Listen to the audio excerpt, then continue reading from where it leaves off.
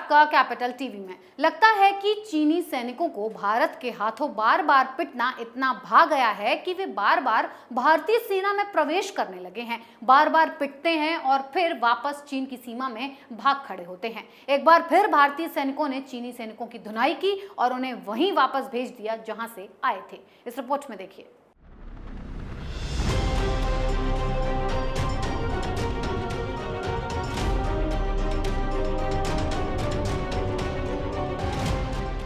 जब तक पीटता नहीं चीन है कि मानता नहीं, ऐसा लगता है चीनी सैनिक लतखोर हो गए हैं।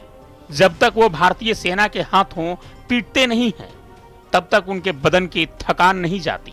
चीनी सैनिकों ने एक बार फिर सीमा प्रोटोकॉल का उल्लंघन किया और भारतीय सैनिकों से मार खाकर वापस अपनी सीमा में चले गए।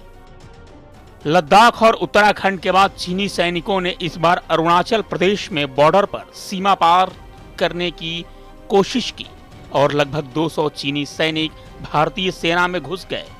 तभी वहां पेट्रोलिंग कर रहे भारतीय सैनिकों की नजर उन पर पड़ी।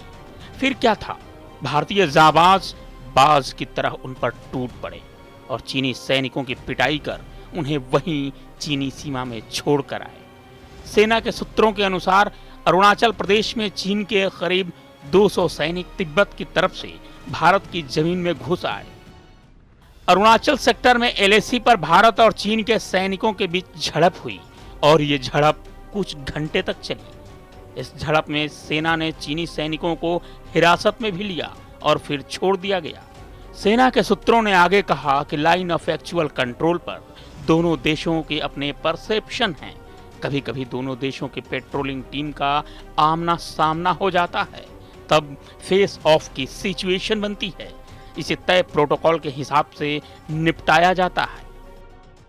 कोई बात नहीं, भारतीय सेना चीन को निपटा ही रही है। भगवान ऐसे पड़ोसी किसी को भी न दे जो हर बार अपना घर छोड़कर दूसरे के दरवाजे में घुसता है, पीटता है और फिर भाग खड़ा होता है। चीनी चाऊमाऊ चच्चाओं सुधर जाओ, वरना ये 1962 की भारतीय सेना नहीं बल्कि 2021 की इंडियन आर्मी है। पहले पीटती है फिर घर तक छोड़ कर आती है। इस खबर में फिलहाल इतना ही। बने रहिए कैपिटल टीवी के साथ। जय हिंद।